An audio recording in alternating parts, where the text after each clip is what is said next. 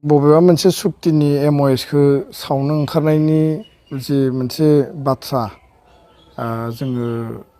बिथांमोननि जि माने स्टेटमेन्टआव नुदों बिखौ लानानै आङो बारा स्ट्रं रिएक्शन होनो माने गोसो गैया खारन बिथांमोना एकर्ड जानायनि सिगां आरो एकर्ड जानायनि उन बे समनिफ्रायनो बेफोरबायदि हेंथा खालामबोनाय एकर्डखौ माने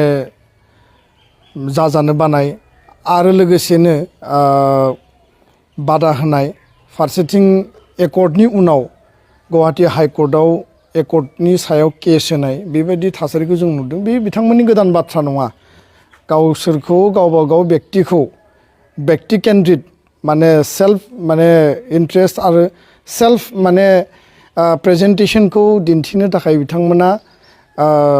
गोलाव समनिफ्रायनो सम बेबायदि रिएक्टिभ बेबायदि गोदान बाथ्रा मोनसे बाथ्राखौनो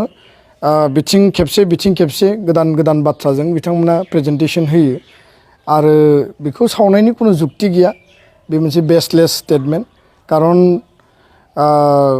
जोङो श्रद्धा सन्मान होयो 93 नि एकर्डखौबो 2003 नि एकर्ड 2020 नि एकर्ड आरो बिनि उनाव जोङो आलादा रायजो जि जोंहा जि मोनसे दाबि आरो जोंनि गासै बर' हारिनि जि लुबैनाय दङ बे पर्यायसिम जोङो स्टेप बाय स्टेप जों थांनांगोन आरो बे आल्टिमेट मोनसे जि टारगेट आल्टिमेट जि मोनसे जोंनि माने एसपिरेशन बिनिनो बे मोनसे सिगनिफिकेन्ट स्टेप। दा बेखायनो बे एकर्डआव हारिनि थाखाय जिखिनि लिरजाबाय हारिनि थाखाय जिखिनि बेयाव मोनसे काउन्सिल मोनसे कन्स्टिटिउसनेल आरो मोनसे पलिटिकेल जि सेटआप आरो जि फ्रेमवर्क बेजों माहारि थांना थानाय माहारिनि हा हु जा राव थुनलाइ हारिमु आरो लोगोसेनो जोंनि राजखान्थियारि आरो संबिधानिक जि मर्यादा बेखौ बांहोनायनिसो बेयाव बाथ्राया रोखायै लिरनाय दङ। जायनि थाखाय थांनाय नैबे आगस्ट दाननि जि सेप्तेम्बर दाननि जि केबिनेटमोन बे केबिनेटआव सनितपुर बिश्वनाथनि गासै 500नि बारा जोङो forest village FRC village revenue village बे एरियाफोरखौ जोङो जि लिस्ट होदोंमोन बिनिनो 41 भिलेजखौ बिथांमोना केबिनेटआव पास खालामबाय। नटिफिकेशना गोख्रैनो ओंखारगोन आरो फेस मेनाराव बाउन्डारि कमिसन आरो स्टेट गभर्नमेन्टआ जइन्ट एफर्टनि गेजेरजों खोब गोख्रैनो जोंनि गामिफोरखौ सोसननानै कन्टिगुवास मेनटेन खालामनायनि गेजेरजों गोबाङानो सोंलु फैदों जे बे सेटेलाइट जागोन नामा। सेटेलाइट जायोब्ला आथिखालनि जि 6 शिड्युल जि बिटिआर बा बिटिसि जि मोनसे एडमिनिस्ट्रेटिभ जि सेटआप बेयाव माखासे अबस्ट्राक्सन फैगोन नामा बा डाइल्युट जागोन नामा। किन्तु बाथ्राया जाबाय स्पस्ट दा जि सोसनदों बेखौ जों सेटेलाइट मेनाराव खालामदों जिहेतु बेयाव माखासे जेंना जेंसि दङ नाथाय बियो कन्टिगुइटि जागोन आरो बेखौ कन्टिगुवास खालायगौमानि जोंनि 6 शिड्युलनि एनहेन्समेन्टआ मोनसे बै पर्यायाव सहैनाय नङा। दा बेखायनो कन्टिगुवास खालामनायनि गेजेरजोंसो जोंनि सिमाखौ बारायनायनि गेजेरजों 40टानिफ्राय 60टा समस्ति बांहोनाय जिल्ला बांहोनाय आरो बिनि एडमिनिस्ट्रेटिभ बिनि लेजिस्लेटिभ आरो एक्जिकिउटिभ पावारखौ बांहोनायनि जे बे मोनसे गुवार मोनसे एजेन्डा बेयाव दङ। दा बेखायनो अमर सिंह ब्रह्मआ बा दावराव दैख्रेब नार्जारि बिथांमोना गोबांबार प्रेस मिट खालामबाय आरो खालामबावगोन आरो गोदान बाथ्रा बुंगोन। दिनै आङो रिएक्सन होगोन गाबोन बिथांमोना आंखौ रायगोन बेबायदिखौ जोङो गोदान माने बाथ्रा होननानै आङो सानला आरो बिथांमोना जेखि बुङा मानो हारिया बेजों जेबो लाब जाया। हारिया बिथांमोननि बुंनायखौबो फाजालाया दायो रिएक्सन होनोबो जोङो एसे माने बे लेभेलाव माने रिएक्सन होनायखौनो जोङो जुक्ति गैया होननानैसो साननानै लायो। खारन बिथांमोननि बुंनायजों बिथांमोननि मावनायजों बिथांमोननि स्टेटमेन्टजों हारि मोनसेया दावगाया हारि मोनसेया बिथांमोननि स्टेटमेन्टजों थांनानै थाया। बाथ्राया जाहैबाय जे बर' थुनलाइ आफाद दुलाराय बर' फरायसा आफाद बड'फा उपेन्द्रनाथ ब्रह्म बिनेश्वर ब्रह्म सोमला बसुमतारी बालिराम बर' बा बेबायदि माखासे नेतृत्वनि थाखाय बेबायदि माखासे दैदेनगिरिनि थाखाय जायफोरा मुंख्लं जाबाय जायफोरा शहीद जाबाय रुंसारि जाबाय आरो जायफोरा दिनै थांनानै दङ जि लेभेलाव जि स्टेटासाव थाया मानो पलिटिकेल नन पलिटिकेल जि लेभेलाव थाया मानो माहारिबादखौ जातीय इन्ट्रेस्टआव पलिटिक्स फर नेशन बिल्डिं जायफ्रा पलिटिक्सआव दङ बिसोरबो जुदि नेशन बिल्डिं माहारि दानायनि हाबा मावदोंब्ला बिनि गेजेरजोंसो माहारियारि आफादनि आइडियोलजि प्रिन्सिपल जातीय सत्ता माहारिबादखौ लानानै हमथानानै आनकम्प्रमाइजिं हाबा मावनायनि थाखायसो हारिया दिनै बे लेभेलाव फैदों एनडिबि बिएलटि बिथांमोननि आर्मस रिभलिउसननि गेजेरजों हारिया जिखिनि लाब जादों एबसुनि बड'फानि सोमावसारनायनि गेजेरजों हारिया जिखिनि दिनै मुलाम्फा जाबाय बे स्टेटास आरो सेफगार्डखौ मोनबाय बेजोंसो हारिया दिनै आल्टिमेट महराव फैदों सोरबा बेबायदि स्टेटमेन्ट होनाय सोरबा बेबायदि रिएक्सन होनाय बिनि थाखाय हारिया जौगायाखै दा बेखायनो बिसोरनि बुंनायखौ लानानै बिसोरा जाबाय गावबा गाव एजेन्डाखौ माने बिसोरो लांनांगौ आरो बिसोर जाबाय साफा साफा पण्डितफोरजों दावहा नांनायनि पण्डितफोरजों जुजिनायनि कुनु मतलब गैया पण्डितनि खोथाखौ बुंबाय थागोन खिन्थु बेबादि पण्डितजों महान पण्डितफ्रा नेसन राष्ट्र आरो मुलुगनि जौगानायनि बाथ्राखौ बुङो खिन्थु बेबायदि जि मोनसे सर्ट साइटेड जिफोर पण्डित दङ बेजों हारिया हाखराव गोलैगोन बेजों हारिया जौगानाय नङा गोजोन्थों नोंथाङा बुंदों जे बिटिआर सुक्तिनि जि दफा बायदि जे सनितपुर आरो बिस्वनाथनि जि माखासे गामिफोरा आसाम केबिनेटनि जि माबानियावहाय जि हाबसनबाय बिटिआरआवहा 47 गामि जों नुनो मोन्दों जि बालिपारा ओनसोल आरो जि राङापारा गोबां बर' ओनसोलफोरा गामिफ्रा दाबो थिसनजायाखै नोंथाङा बुंदों फेस मेटाराव हाबगोन होननानै मा बुंगोन जे सनितपुरनि जि बिस्वनाथ आरो जि सनितपुरनि रायजो राजाफ्रा मोनसे आसाखौ लादों नाथाय बिथांमोनाबो मोनसे माने सन्देह दङ हाबगोन हाबा मा बुङो बिनि रायजो बे बिथिङाव बेबायदि मोनसे प्रक्रिया बेबायदि मोनसे प्रसेसानो खोब जोंनि थाखाय जागोन ना जाया बा जामारहैगोन ना जामारहैया रायजो राजानियाव मोनसे बेबायदि गिनाय बा मोनसे साननाया डेफिनेटलि थायो नाथाय जोङो आफाद हिसाबै बा आफादनि साफा साफा मावथि हिसाबै जोंहा मोनसे स्ट्रं डिटारमिनेसन दङ जे सरकारखौ नारसिननायनि गेजेरजों सावरायनायनि गेजेरजों बार्गेनिं डिबेटनि गेजेरजों आरो बार्गेनिंआव जों मालाबाबो खम जायाखै आरो खम जानायनिबो बाथ्रा गैया दा बेखायनो बाथ्राया जाहैबाय जे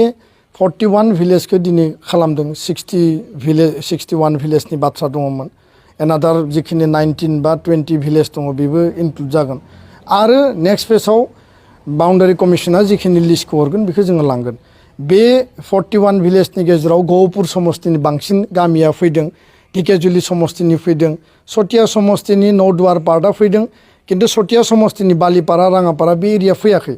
बेयाव माखासे लकेल जायफोर एमएलए दङ रिप्रेजेन्टेटिभ दङ बिथांमोननि माखासे बाधा माखासे अबस्ट्राक्सन गैया नङा दङ किन्तु बेबायदि होननानै बिथाङा जे बाधा होनानै दोननो हागोन खारन बे मोनसे कन्स्टिटिउसनेल पलिटिकेल आरो मोनसे गभर्नमेन्टनि कमिटमेन्टनि सेन्टार आरो स्टेट इउनियन गभर्नमेन्ट आरो माने स्टेट गभर्नमेन्टनि मोनसे कमिटमेन्टनि बाथ्रा दङ दा बेखायनो बाथ्राया जाहैबाय जे 2024नि सिगां जिखिनि जोङो गामि सोसननो हायो सोसननायनि प्रक्रिया माने स्पिडि मेनाराव जानांगौ आरो मोनसे कमप्लिट प्रसेसआव सौहैनांगौ लोगोसेनो कार्बि आंलंनि एसटि हिलनि मेटार बाउन्डारि एक्सटेनसनजों 60टा सिट बारायनायनि बाथ्रा आरो लोगोसे बर' कसारि काउन्सिलनि जि भिलेज माने नटिफिकेसन आरो समस्ति दाफुंनाय आर्टिकल 125 आर्टिकल 280 125 जि कन्स्टिटिउसनेल एमेन्डमेन्ट बे 125 जि संबिधानिक जि एमेन्डमेन्ट दङ दाख्लैबावै जोङो नुदों जे पार्लियामेन्टआव स्पेसियेल सेसनाव 128 माने एमेन्डमेन्ट वमेन रिजार्भेसन बिल बेखौ लाबोदों दा बेखायनो नभेम्बर डिसेम्बराव जानो गोनां जि पार्लियामेन्ट सेसन जागोन बेयाव जेरैखि जायाबाबो बिटिआर जि जोंहा एकर्ड दंमोन बेयाव माने 7टा डिपार्टमेन्ट बांहोनाय एरिया एक्सटेनसन खालामनाय समस्ति माने 60टा बांहोनाय कार्बि आंलंनि इस्यु डाइरेक्ट फाइनेन्स जिखिनि मेटार दङ बेखौ जोङो मोनसे एक्टआव लाबोनानै आइननि मर्यादा होनायनि गेजेरजों जाहाथे बिनि संबिधानिक बेबस्थाया जाहाथे जायो बिनि थाखायसो जों खामानि मावगासिनो दा जाय जेरै बुङो बे बुंबाय थाथों आरो बुंग्रा मानसिफोरा जेरैबायदि सैमा सोंनाया अरनो रोङा अखा खोरोमनाया जेरैबायदि हानो रोङा बेबायदि माखासे समाज आरो हारियाव थाखायो आरो बिथांमोनखौ आङो बेखायनो बेबायदि स्ट्रं माने रिएक्सन होनोबो गोसो गैया बिथांमोना जि बुङा मानो बे गोदान बाथ्रा नङा आं बेखायनो बेखिनिखौ स्पष्टयै बुंबाय आरो सनितपुर बिस्वनाथनि रायजो राजाया धैर्य हमनांगोन गोदोनिफ्रायनो धैर्य हमबोगासिनो दङ आरो गोबां मोनसे आसायाव दङ दा बेखायनो जोंनि जि दानि मोनसे थासारि जों जे मोनसे पिसफुल एनभायरनमेन्ट मोनबाय गासै बिथिङाव माहारि दानायनि जिनि खामानिफ्रा सोलिगासिनो दङ डेभेलपमेन्टनि खामानिखौ जायफोर स्टेट बा काउन्सिलाव दङ बिथांमोना जि सरकार फैया मानो मावगोन जोंहा बेयाव मावनो गोनां गैया खिन्थु जातिनि सार्थआव जायाखैबा जोङो बिनि थाखायबो बाथ्रा बुंगोन खिन्थु बाथ्राया जाहैबाय मा जे सनितपुर आरो बिश्वनाथनि रायजो राजाफ्रा एसे नङा एसे आरोबाव गोसोखौ फोरानानै धैर्य हमबावनायनि सम दंबावो बा बे समखौ लानांगोन होननानै आङो खावलायो जि सनितपुरनि जि माखासे बर' गामिफ्रा थालांगोन होननानै मोनसे डाउट खालामबाय थादों मा बुंगोन हसा मारैनो जि थालांनो हागौ नामा सनितपुरनि माखासे गामिफोरा मा बुंगोन बिनि बेलायाव थालांनायनि बाथ्रा गैया बाथ्राया जाबाय स्पष्ट जे जायफोर गामिफ्रा जायफोर ओनसोला जों बुंदों जे बर' डमिनेटेड एरिया दा माखासे एरिया दङ जे माने बिराद मोनसे भास्ट डिस्टेन्स माने आइसोलेटेड एरिया 10 किलोमिटार 20 किलोमिटार बा 5 किलोमिटार गेप डिस्टेन्सआवसो बर' मानसि दङ बेबायदि माखासे जायफोर आइसोलेटेड प्लेस दङ कन्टिगुवास खालामनो थांनायाव बैयाव थानाय गुबुनारिफ्रा बेखौ अबजेक्सन होगोन दिनैनो बेखौ अबजेक्सन होग्राया कन्टिनिउवास दङ दा बेखायनो जि बास्तब आरो जि प्रेक्टिकेल जिखौ कन्टिगिउटि मेनटेन खालामनो हायो बा कन्टिगिउटि मेनटेन खालामनो थाखाय जिखिनिखौ जों हानहरनांगौ बेखिनिखौथ' कुनु कम्प्रमाइज खालामनायनि बाथ्रा गैया दा बे बुजिलायनायनि बाथ्रा आरो जानाय नङा बा जाजोबगोन बेबायदिनो कुनु कनक्रिट फर्मुला गैया बाथ्राया जाहैबाय जे खामानि मावनायनि गेजेरजों बार्गेनिंनि गेजेरजों जिखिनिखौ जोङो मेक्सिमाम लेभेलाव मावफुंना लानो हायो बिसो जोंनि दिनैनो कुनु बेबायदि क्लियार काट फर्मुला फैयाखै जे उमुगा जाथारनाय नंलिया उमुगखिनियाल' जासिगोन खिन्थु जोङो पर्यायक्रमे खामानिखौ मावलांनायनि उनाव बबे लेभेलसिम मेक्सिमाम जोङो मावफुंलांनो हायो बिनि थाखायसो आं वेट खालामनो थाखाय खावलायो नंगौ जि सनितपुरनि जि बालिपारा आरो राङापारानि बर' गामिफोरा दासिमबो फरेस्ट लेन्ड जि पाट्टा बे टाइटेलखौ मोननो हायाखै मा बुंगोन जे हा पाट्टा जि बर' फरेस्ट राइट एक्ट 2006 बायदियै लेन्ड एन्टाइटेलमेन्ट होनाय खामानिया सोलिगासिनो दङ दासिम नैबे 2-2.5 बोसोराव 5000 परियालनो अलरेडि लेन्ड पाट्टा होनाय जाबाय आरो माने लेन्ड एन्टाइटेलमेन्ट फरेस्ट एन्टाइटेलमेन्ट होनाय जाबाय बिनि उनाव बियो रेभिनिउ माने मेपआव फैगोन आरो बिनि उनाव बिथांमोननो माने फाइनाल सेटेलमेन्ट बा फाइनाल पट्टाखौ होनाय जागोन दा आद्रा जिखिनि दंबावो बे होनो गोनां खामानिखौ स्टेट गभर्नमेन्टआ स्टेट आरो डिस्ट्रिक्ट एडमिनिस्ट्रेसन बिथांमोना जइन्ट इनिसिएटिभनि गेजेरजों फेस मेनाराव खालामबाय थादों गोख्रैनो नैबे बिफर पुजा नङाबा नभेम्बर दानाव आरोबाव मोनसे हिउज लेभेलाव मोनसे फेस जिहेतु दा तयार जानानै दङ डिस्ट्रिक्ट लेभेल माने कमिटियाव साब division level committee district level committee बेखिनियाव स्क्रुटिनि भेरिफिकेसना दा मोनसे पर्यायाव सोलिनानै दङ बेखिनिया ओंखारहैयोब्ला आरोबाव मोनसे फेसआ मोनगोन दा बेबो मोनसे फेस मेनारनि मेटार खारन वान्स फर अल खनसेयावनो बेखिनिया जाजोब्बाय बेखिनिया जानाय नंला बेबायदि फर्मुला गैया खारन बे बेसेबांबा मोनसे टाफ मोनसे प्रसेस जदिव आइन पास जादों आसामाव बिनि इमप्लिमेन्टेसना डिले जादों आरो फरेस्ट डिपार्टमेन्ट गुबुन गुबुन अफिसारफ्रा बेखौ मावनो गोसो गैयामोन खिन्थु स्टेटनि इन्टारभेनसनाव चिफ मिनिस्टारनि इन्टारभेनसनावसो दिनै बे खामानिया सोलिगासिनो बरन्स बेयावबो गोबां माखासे बर' बिरोधि बा ट्राइबेल बिरोधि मानसिफ्रा दिनैबो माने कर्टआव केस होगोन प्रेस मिट खालामनाय बायदिसिना बादा होनायखौ जों नुनो मोन्दों गोजोन्थों मा जानि कारनाव जि फार्स्ट फेसआव हाबाखै जि जाहोना जानो हायो नामा जि हा पाट्टा मोनैनि कारनाव हाबाखै फार्स्ट फेज सेकेन्ड फेज नाय कुनु बाथ्रा गैया बे मोनसे पर्यायक्रम माने फेस मेनार मोनसे प्रक्रिया आरो बयबो जों मिथिगौ 1993 आव एकर्ड जादों 2003 आव एकर्ड जादों बेखिनि area forest land no man's land होननानै बुंदों खिन्थु जोंहा फरेस्टल' नङा रेभिनिउ एरियाबो दङ रेभिनिउ एरिया कन्टिगिउटि दङ दा बेखायनो दिनैनि तारिखाव नो मेन्स लेन्ड होनना बुंनायनि कुनु बाथ्रा गैलिया दाबो वाइल्ड लाइफ सेन्चुरि अबेबा माबा माने एलिफेन्ट करिडर बेबायदि अबजेक्सन होनो नागिरो दा बेफोर बाथ्राफोरखौ जेसेबां सावरायो एसेबां बिनि माने मेटारा बाङो जों बुंदों जे सनितपुर बिश्वनाथ बे मोननै जिल्लानि बर' गामिया ट्राइबेल गामिया हाबनांगौ आरो दिनै बे लेभेलावबो बबेबा माने कार्बिफ्रा गावसोरनि गामिखौ हाबजानो बानाय फार्स्ट लिस्टआव कार्बि गामि दङमोन सेकेन्ड दाख्लै जि ओंखारबाय बेयाव कार्बि गामिया फैयाखिसै बिथांमोना दिनै बादा होदों फारसेथिं मिसिं गामिखौबो दिनै बादा होनाय जोङो थासारि लासै लासै जोङो खोनानो मोन्दों माने नेपालि बा गरखाफोरा बिथांमोना दिनै अबजेक्सन होदों हयरेस बिथांमोना जोंजोंनो बिदा फंबाय बायदि थायो दा बेखायनो जों साखाथि फाखाथि थानाय बे हारि हारिसाफोरखौ दिनै बुजायनानै बिग ब्रादार बायदि बा ब्रादारहुड मोनसे रिलेसनाव जोङो काउन्सिलनि सिङाव रायजो जानायनि बाथ्राखौ दिनै जोङो साननांगोन आरो हाबाफारिखौ मावनांगोन आरो जोंनि गेजेरावनो जुदि बेखौ लानानै तर्क बितर्क जुक्ति दान्थे बिदान्थे खालामलायबाय थायोब्ला बिथांमोना बिनि सायाव माने गोजान जालांनायनिसो माखासे थासारि सृष्टि खालामना होनाय जागोन नंगौ जे बिटिआरनि जि सुक्तिनि जि एमओएसनि माखासे दफाफोरखौ गोबां दफाफोरा मावफुंजाबाय गोबां दफाफ्रा गोनां दफाफ्राबो मावफुंजायाखै बिनि जि दफाफोरखौ मावफुंनो थाखाय जि भारत सरकार आरो आसाम सरकारजों जि दुलाराय बर' फरायसा आफादा गने गने सावरायबाय थानाय जादों आरो दाबि खालामबाय थानाय जादों आरो जों माने गोबां जे सुक्तिकारि जे सागानगिरि माखासे बिथांमोनखौ जों नुनो मोनाखै जे दुलाराय बर' फरायसा आफादाल' बे बिथिङाव जि दफाफोरखौ मावफुंनायावहाय गोसो होदों आरो भारत सरकार आरो आसाम सरकारजों सावरायबाय थानाय जादों बे बिथिङाव मा बुंगोन जे सारा ना बे एकर्ड खालामग्रा स्टेक हल्डारा जाबाय एनडिबिनि मोनब्रै आफाद आरो बेजों लोगोसेनो एबसु थाबाय इउबिपिआव थाबाय दिनैनि तारिखाव जायफोर सिगनेटरि बै समाव मोनफा मोनफा आफादखौ लिडारशिप होनानै जायफोर आफादनि रिप्रेजेन्टेसन हिसाबै सिगनेचार होदोंमोन बिथांमोना माखासेया दिनै पलिटिकेल फिल्डआव पलिटिकेल लिडारशिप लाहैबाय माखासेया ससियेल लिडारशिप माखासेया गुबुन गुबुन फिल्डआव थांबाय दा दुलाराय बर' फरायसा आफादा आफाद हिसाबै जोंहा जिहेतु मोनसे कोर आरो मेजर रेसपन्सिबिलिटि थाबाय जों जिखि दैदेनगिरि बा बिबानगिरि मावथि फैया मानो एबसु हिसाबै आफाद नाङैनो एकर्ड इमप्लिमेन्टेसननि मोनसे मेन दायित्व बा एजेन्डाया जोंनियाव माने फाफ्लियाव थानायखाय जोङो जेथिंबो जोङो माने फावसायनानै थानो हाया बा बेखौ एंगारनानै जोंहा थानायनि कुनु बाथ्रा गैया दिनैनि जोंनि मेन कोर एजेन्डायानो जाबाय जे एकर्ड मोनसे जाबाय एकर्डखौ थाब मावफुंनांगौ एकर्ड मोनसे मावफुंजायोब्ला हारिया लुबैनाय रायजो राजाया लुबैनाय बा सोमावसारनायनि जि मोनसे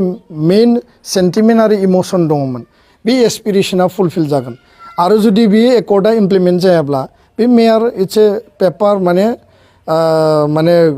लेंगुवेज और सेन्टेन्स अफ द पेपार बियो मोनसे माने खालि मोनसे दलिल कागज बायदिल' जाना थागोन किन्तु जों लुबैदों जे जि कमिटमेन्ट जि आन्दलन आरो जेराव जोंनि लाइफनि जिउनि आत्म बलिदाननि सेक्रिफाइस दङ बिनि बिनिमयाव मोननाय मोनफ्रोमबो एकर्डनि क्ल'जआ माने एनडिबि रिलेटेड हारि रिलेटेड जिखिनि लिरनायानो दङ गैया मानो बे गासैबो फुरायै आबुङै मावफुंजानांगौ दा बेखायनो गावबागाव रेसपन्सिबिलिटिखौ गावबागाव सोल्जार खालामनांगौ आरो बयहाबो रेसपन्सिबिलिटि दङ एनडिबिनि जायफोर लिडारमोन दिनैबो लिडार हिसाबै बिथांमोना इउनाइटेड फराम अफ एक्स एनडिबि दानानै हाबा मावगासिनो दङ बिथांमोनाबो रेसपन्सिबिलिटि दङ इउबिपिआबो दङ दा गावबागाव रेसपन्सिबिलिटिखौ बयबो बुजिनानै जुदि हाबा मावोब्ला डेफिनेटलि जोङो मोनसे गलाव सहैनानै मावफुंनायाव जों साक्सेस जागोन नंगौ जे दुलाराय बर' फरायसा आफादनिफ्राय नोंथाङा जे बिटिआरनि जे सुक्तिनि दफाफोरखौ नैबे जे 2023 मायथाइनि डिसेम्बराव मावफुंजोबनांगौ होननानै नोंथाङा सरकारनिसिम दाबि दैखांदोंमोन थारैनो जे डिसेम्बर दानालागै जे बिटिआरनि गोबां दफाफ्रा मावफुंजागोन ना जाया it's a matter of time दा सरकार मोनसेया थाउजेन्डस अफ इस्युस थायो थाउजेन्डस अफ एजेन्डा थायो बिथांमोननि पलिटिकेल माने माखासे जिखिनि हाबाफारि ससियेल हाबाफारि बा सरकार मोनसेया कमिटमेन्ट होनाय दल संगठननो माहारिनो कमिटमेन्ट होनाय बेफोरबो बिथांमोननि एकाउन्टेबिलिटियाव गोलैयो दा एकाउन्टेबिलिटिनि माने मुल मेटारखौ बिथांमोना आवगायलांनानै मावफुङोब्ला डेफिनेटलि जोबगोन आरो जुदि बिथांमोना बिनि सायाव मालाबा जुदि सानोबा जे बेखौ लेहेम खालामगोन लासै मावगोन बा बेयो डिले जागोन बे बिथांमोननि बाथ्रा किन्तु जों जायफोर एकर्डखौ खालामबाय जाय आफादफोरा एकर्डआव साइन होबाय माने कनसियास बा माहारिखौ जायफोरा जेब्लाबो अनो जोथोन लायो बिथांमोननियाव बे दायित्व दङ जे सरकारखौ जों रिमाइन्ड खालामनांगौ सरकारखौ जों गोसोखांनांगौ सरकारखौ जोङो मोनसे प्लेटफर्माव लाबोनांगौ जेराव बिसोर मावफुंनो बाध्य जायो दा बेखायनो बिथांमोना मालाबा लेहेम खालामनो हागौ मालाबा एसे माने बावगारलांनो हागौ किन्तु जोंनि रेसपन्सिबिलिटिखौ जोङो सोल्जार खालामगोन जोङो बार्गेनिं खालामनांगौ ना रिमाइन्डार खालामनांगौ बा मालाबा गोरा बाथ्रा बुंनांगौ डिबेट खालामनांगौ बे लेभेलाव जों जुदि बयबो जॉइंट मोनसे इनिशिएटिवजों जुदि जोङो आवगायलाङोब्ला डेफिनेटलि सरकारा टाइम फ्रेमनि गेजेराव मावफुंनांगौनि थाखाय जिखिनि बिथांमोना इन्टारनेल आरो एक्सटारनेल जिखिनि एक्शन लानांगौ बेयाव बिथांमोना मालाबा बारग'नानै थानो हाया दा सरकारनि मटिभ आरो एजेन्डानि सायाव सोनारगोन बिथांमोना बबे एकर्डनि बबे क्लजखौ मा टाइमाव फोजोबनो नागिरो किन्तु जोंनि टाइमलाइना जाबाय 2024नि सिगां एकर्डनि मोनफ्रोमबो दफाया मावफुंजानांगौ आरो बे मोनसे टार्गेटजों खारोबासो जोङो दफानि मोनफ्रोमबो जिखिनि क्लज दङमोन एकर्डनि मोनफ्रोमबो क्लजखौ जोङो मावफुंजोबनो हागोन जुदि जोङो टार्गेट टाइमलाइन होआब्ला बे माने टु माच लेंदि जागोन दा बेखायनो जों सानदों जे सरकारनो जों मोनसे टाइमलाइन होदों बे टाइमलाइनाव सरकारा मावफुंनांगौ आरो मावफुङाब्ला बिनि नेक्स्ट स्ट्रेटेजिया मा जागोन बै टाइमाव जोङो बिनि थाखाय बयजोंबो रायलायनानै आफाद आरो माहारिजों रायलायनानै बा बयबो दल संगठनजों रायलायनानै जोङो बिनि सायाव सिद्धान्त लागोन नंगौ मोनसे गुबुन आयदायावहा बिथांनिसिम सोंथि खालामनो सानदों जे बिटिआरनि सिङाव जि नायल' जाल' जि बड'लेण्ड इउनिभारसिटिनि जेंनाखौ लानानै दुलाराय बर' फरायसा आफादा सोमावसारगासिनो दङ आरो जों मिथिगौ फैगौ 30 सेप्तेम्बराव जि रोजा फरायसाफोरखौ लानानै बड'लेण्ड इउनिभारसिटिनि जि लांगोनायावहाय धरना होनाय बा खुद्रिसारनाय हाबाफारि खालामगोननानै दुलाराय बर' फरायसा आफादनि आफादगिरि दिपिन बर'आ बावैसो सिगां फोरमायदोंमोन आरो बे बिथिङाव जि लाइस्राम लाद्दु सिं बिथांखौ सासे 21 सुबुंखौ दासिम मानो खायाखै गोबां जि आन्दलन खालामसेयावबो दिनैसिम बिथांखौ दायनिगिरिब्लाबो खानो हायाखै बिनि गुबै आन्दोआव मा दङ लाइस्राम लाद्दु सिं जाय बड'लेण्ड इउनिभारसिटिनि भाइस चेन्सेलर जानानै दङ बिथाङा 1/2022 थांनाय बोसोरावनो आरो आन्डार सेक्सन 120B 420 आरो 409 क्रिमिनेल अफेन्स कनस्पिरेसि आरो माने सिटिं आरो फ्रड चार्ज बेजों लोगोसे प्रिभेन्सन अफ करापसन 1988 नि 13/1 बे केसाव बिथाङा एक्यूज्ड आरो बिथाङा दिनै एरेस्ट जाबाय CM भिजिलेन्स आरो डाइरेक्टर अफ एन्टि करापसनजों नाथाय बिथाङा एरेस्ट जानाय समावनो हाइकर्टनिफ्राय बिथाङा एन्टिसिपेटरि बेल बा एरेस्टबो देखायदों आरो बिथांनो बेलबो होनाय देखायदों जों बिथांनि हाइकर्टनि जि स्टेटमेन्ट बा अर्डार बेखौ जोङो नायदों दा CM भिजिलेन्सनावबो जों बेखौ कुइसन खालामबाय आरो आथिखालाव बिथाङा आन्डार माने माखासे सार्टेन माने कन्डिशननि गेजेरजों भाइस चेन्सेलरनि पस्टखौ हल्ड खालामनानै दोनदों दा बेखायनो जोंनि दाबिया जाबाय सासे कलंकित सासे दुर्नीतिजों लोब्बा थानाय सासे इलिगेल खामानि बा क्रिमिनेल खामानिजों लोब्बा थानाय मानसिया माबायदि इमार्जिं आरो प्रेस्टिजियास बड'लेण्ड इउनिभारसिटि जि बड'लेण्ड इउनिभारसिटिया बर' हारिनि शहीदनि बिनिमयाव आन्दलननि बिनिमयाव गायसनजानाय मोनसे इउनिभारसिटि बेयाव भाइस चेन्सेलर जानानै थानो हायो डिब्रुगड़नि भाइस चेन्सेलर आइडल गुवाहाटी इउनिभारसिटिनि भाइस चेन्सेलरखौ गोबां माखासे करापसन चार्जआव बोखारनाय जादों सासपेन्ड खालामनाय जादों माखासे कलेजनि प्रिन्सिपालफोरखौ एरेस्ट खालामनाय बिथांमोनखौ सासपेन्ड खालामनाय गोबां जोङो एभिडेन्स बा इन्सिडेन्ट जों नुबाय किन्तु बड'लेण्ड इउनिभारसिटिनि भिसिखौ सोर रैखानाबेक्षन होदों बे बाथ्राखौ लानानै जोङो गिबि मन्थ्रिखौ सोंदों आरो गिबि मन्थ्रिया CM भिजिलेन्स बा एन्टि करापसननि गेजेरजों राइट डाइरेक्सनाव खामानिया सोलिगासिनो दङ आरो बिथांखौ बिथांनि एगेन्स्टआव चार्जशीट होनाय जासिगोन बे चार्जशीटनि गेजेरजों बिथाङा गोख्रै समनि गेजेरावनो एरेस्ट जागोन बे बाथ्राखौ जोंनो खोथाखौ होदों किन्तु बाथ्राया जाहैबाय जे राजभवनाव बा रायजो बेंगिरि जाय माने गभर्नर अफ आसाम बिथांनि अफिसाव गभर्नर बिथाङा दिनै आसामाव बारा गोबाव जायाखै बिथाङा बेयाव माने राज्यपाल हिसाबै हाबा मावफैनाया नाथाय बिथांनि अफिसाव बिथांनि एडभाइजार मिहिरकान्ति चौधुरी बिथाङा खामानि मावगासिनो दङ जाय मिहिरकान्ति चौधुरीया जोंनि टटेलि एगेन्स्ट आरो बिथांनि नेतृत्वआवनो दिनै लाइस्राम लाद्दु सिंखौ बासायनायनि खामानिया सोलिगासिनो बे तथ्यआ जोंहा क्लियार जाबाय फारसेथिं 3 मेन हाइ लेभेल इनकुवेरि कमिटि दानानै होदोंमोन बे कमिटिया दिनै बिथांखौ जेरैबायदि सार्च खालामनांगौमोन तथ्य पाति डेटा बा रिकमेन्डेसन होनांगौमोन बरन्स बिथांखौ बासायनायनि थाखायसो 3 मेन एक्सपार्ट कमिटिखौ दानाय जादों आरो बे 3 मेन एक्सपार्ट कमिटिया मा रिपर्ट दाखिल खालामखो दिनै राजौआ भाबै खालामाखै खिन्थु इन्टारनेलि जों मिथिबाय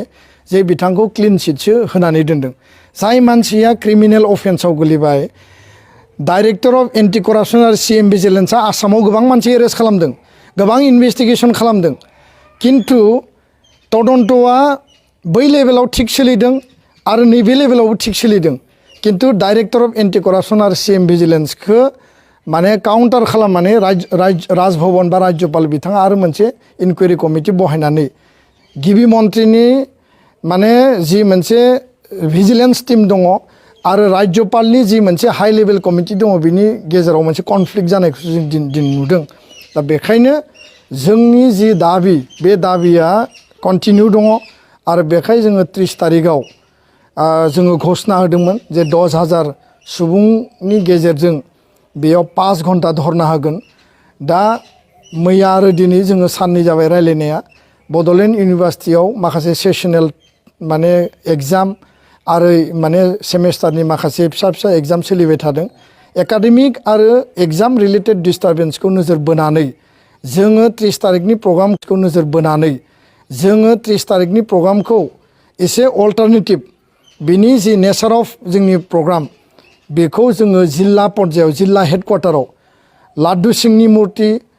मिहिरकान्ति चौधुरीनि मुर्ति आरो बै साथाम जायफोर इनकुवेरि कमिटिनि जायफोरा क्लिन चिट होबाय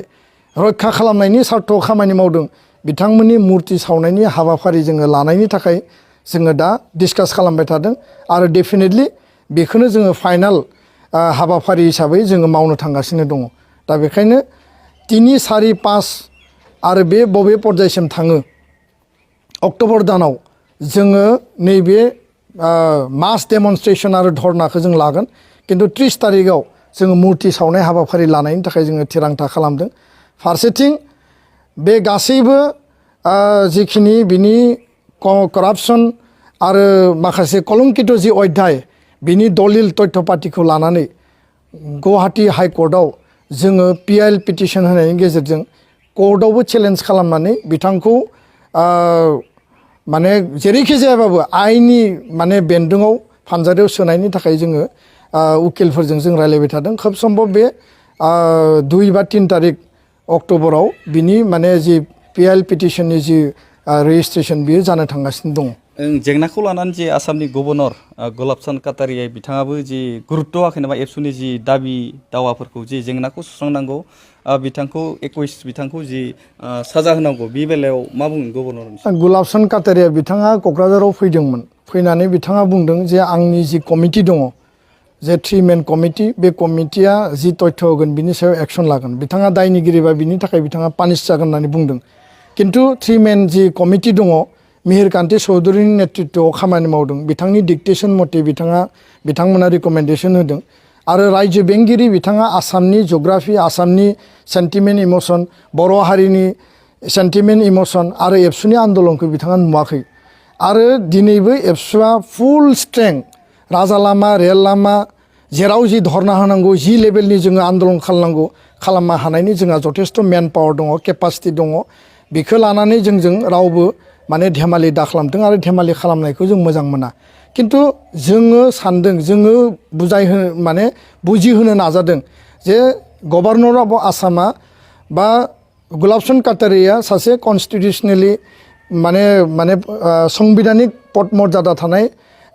मासियाव थानाय सासे व्यक्ति आरो गभर्नर पस्टआनो कन्स्टिटिउसनेल मोनसे पस्ट दा बेखायनो जोङो बिथाङा जिहेतु नन पलिटिकेल व्यक्ति बिथाङा जिहेतु कन्स्टिटिउसनेल पजिशनाव दङ बिथांनि एगेन्स्टै जोङो खोथा बुंनो थाखाय जों गोसो जायाखै बा खोथा बुंनायाबो जोंनि नैतिक दायित्व नङा होननानै जोङो माने सानदों दा बेखायनो जोङो बुजिहोनो नाजादों बुजायनो नाजादों जे बे जे कराप्टेड बे जे कलंकित माने सेप्टार बियो दाय मावदों जुदि बुजियाबा जोङो बेखौ बुजायनांगोन आरो बुजायनांगौब्ला आल्टिमेटलि सासे दायनिगिरिखौ जाय बासायो बेबो दायनिगिरि आरो बे पर्यायाव थांगासिनो दङ दा बेखायनो जोङो फार्स्ट एन्ड फरमस्ट दाय हमदों जे मिहिरकान्ति चौधुरी जाय एडभाइजार टु गभर्नर एकाडेमिक बिथाङानो कमप्लिट बे कनस्पिरेसिखौ बानायनानै लाड्डु सिंहखौ बासायनायनि खामानि मावबाय थादों दा बेखायनो जोङो जाय मानसिफोरा बेखौ बासायनो नागिरदों बेखौ जोङो टारगेट पइन्ट खालामनानै बिनि एगेन्स्टआव कर्टआव जा जोङो ससियेल आरो पाब्लिक लाइफआव जा जोङो बिथांमोननि जिखिनि माने गाज्रिजों गाज्रि लोब्बा होनाय बेखौ जोङो फकासाव लाबोनानै जोंनि डिमान्डखौ जोङो मावफुंनायनि थाखाय जोङो खामानि मावगासिनो आरो रायजो बेंगिरिया जोंनि खोथाखौ खोनासङाखै बेजों जोंहा खोथा गैया टुडे अर टुमरो बिथां बाउन्ड टु बि माने सासपेन्ड बिथांखौ सासपेन्ड खालामनांगोन बिथाङा एन्टि करापसनाव दंखायो आरो जोङो हाइकर्टआव जोङो पिआइएल होबावगोन माने सिटिं बेन्चआ बिनि सायाव मा राय होयो लेट आस सी दा बेखायनो जिखि जि जुक्ति होआ मानो राजभवना जेसेबां बेखौ बासायनो नागिरा मानो बिनि थाखाय जों माने जिरायनानै थाया आरो जिरायनानै थानांगौनि बाथ्रा गैया।